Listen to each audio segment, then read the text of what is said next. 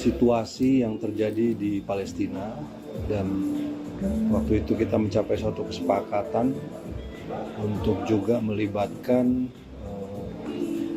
dunia internasional dalam proses ini untuk benar-benar bisa mencapai satu perdamaian yang sifatnya permanen di Gaza.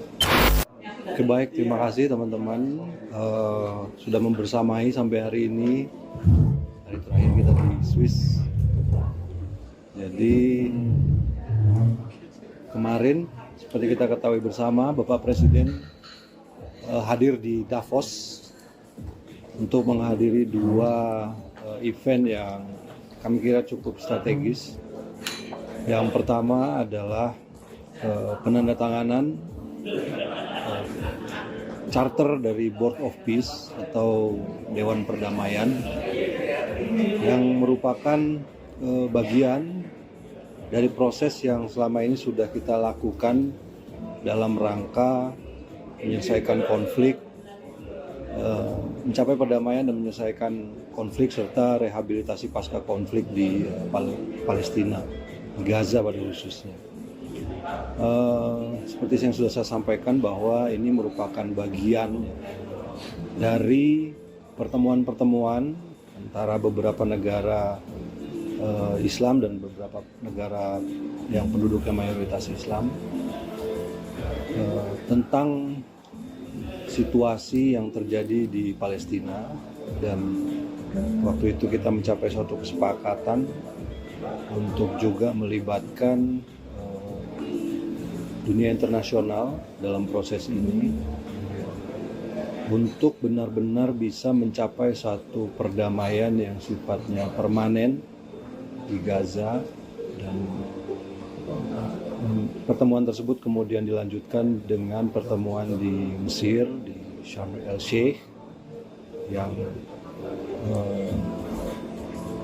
kemudian kemarin ditandatanganilah charter dari apa yang disebut dengan Board of Peace. Sebenarnya Board of Peace ini merupakan suatu badan internasional, ya, sekarang resmi jadi badan internasional yang bertugas untuk memonitor administrasi, stabilisasi, dan juga upaya-upaya rehabilitasi di Gaza pada khususnya dan di Palestina. Indonesia memandang bahwa karena kita juga merupakan bagian dari negara-negara yang sejak awal ikut dalam proses ini, memandang bahwa Indonesia perlu untuk ikut bergabung, dan terus terang saja perlu disampaikan bahwa prosesnya ini juga agak cepat. Dalam beberapa hari yang lalu penandatanganan piagam ini dilakukan dan Bapak Presiden memutuskan Indonesia untuk bergabung dengan berbagai pertimbangan. Yang pertama, tentu saja kita sejak awal merupakan negara yang peduli pada perdamaian, pada stabilitas internasional, dan khususnya pada situasi yang terjadi di Palestina. Karena Board of Peace ini merupakan bagian dari upaya untuk mencapai perdamaian tersebut, maka kita harus ada di dalamnya. Dan ini juga kita lakukan konsultasi dengan negara-negara yang kita sebut dengan Group of New York. Ada beberapa kali pertemuan, sebenarnya banyak percakapan, kemudian dialog yang terjadi, kemudian pertimbangan-pertimbangan, dan 2 hari sebelum penandatanganan kemarin semuanya bersepakat untuk ikut bergabung bersama Joint of Peace, bersama Board of Peace. Negara-negara tersebut antara lain adalah Saudi Arabia, kemudian Persatuan Emirat Arab, Qatar, kemudian Jordan, Turki, Pakistan, dan Indonesia tentu saja. Mesir juga ada di situ. Jadi semuanya bersepakat. Kemudian kita meyakini bahwa Board of Peace ini adalah sebuah langkah yang konkret setelah sekian lama untuk bisa mencapai apa yang kita harapkan di Palestina. Tentu saja kehadiran semua negara-negara ini di dalam board of peace tersebut untuk bisa terus mengawal, kemudian memastikan bahwa upaya yang dilakukan oleh board of peace ini tetap berorientasi pada kemerdekaan Palestina dan tetap tercapainya solusi dua negara. Dan karena ada pertanyaan, saya juga harus jawab. Apakah ini akan menggantikan PBB? Tentu saja tidak. Kemarin juga disampaikan bahwa badan ini tidak ditujukan untuk menggantikan PBB. Ini adalah satu badan internasional yang merupakan yang lahir dari kepedulian untuk menciptakan perdamaian dan stabilitas khususnya di Gaza.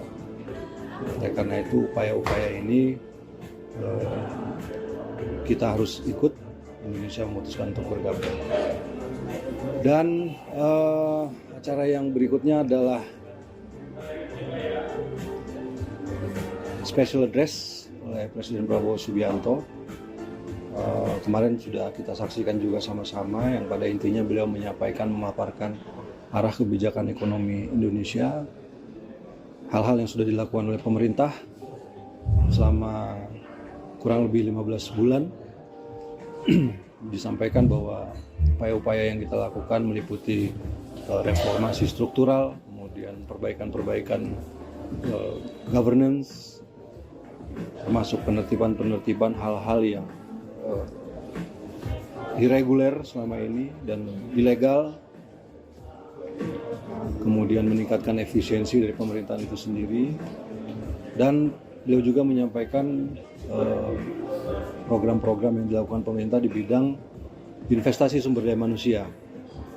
Karena tanpa sumber daya manusia yang berkualitas, apa yang kita inginkan dan kita cita-citakan bagi bangsa kita itu tidak akan terwujud. Dan dari beberapa respon yang kami dapatkan, dunia internasional menyambut baik pidato tersebut. Kemudian juga saya kira ini membuat posisi Indonesia saat ini di dunia internasional berada di dalam satu tingkat yang saya kira jauh lebih tinggi. Kita ada bersama-sama dengan negara-negara lain yang dan menjadi negara yang diperhitungkan di dalam percaturan politik internasional. Saya kira itu saja. Pertanyaan? Dengan bergabungnya Indonesia ke BOP ini, apakah artinya Indonesia juga memiliki posisi yang lebih kuat untuk mendorong solusi diplomatik, misalnya daripada hanya misalnya mengecam dari luar forum gitu? Saya kira iya, itu salah satu alasan juga ya kita masuk ke dalam untuk bisa mempengaruhi, untuk bisa memberikan masukan, saran, pertimbangan. Dan seperti saya sampaikan tadi, memastikan semua arahnya itu tercapai, kemerdekaan Palestina tercapai, kemudian solusi dua negara ini benar-benar bisa terwujud. Dan kemarin juga kita saksikan bahwa sesuai dengan apa yang menjadi peace proposal dari Presiden Trump, bahwa akan ada satu badan teknokratik ya, sifatnya teknokratik dari pihak Palestina. Kemarin juga sudah disampaikan juga, sudah ada.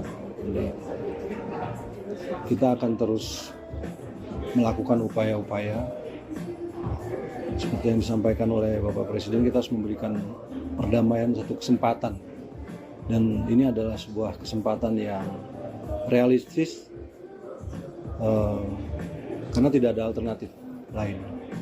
Kalau selama ini banyak negara menyampaikan kecaman, menyampaikan statement, tetapi saya kira kehadiran Board of Peace ini dan langkah-langkah yang akan dilakukan ke depan itu merupakan sesuatu yang tangible sifatnya dalam rangka mencapai kemerdekaan Palestina.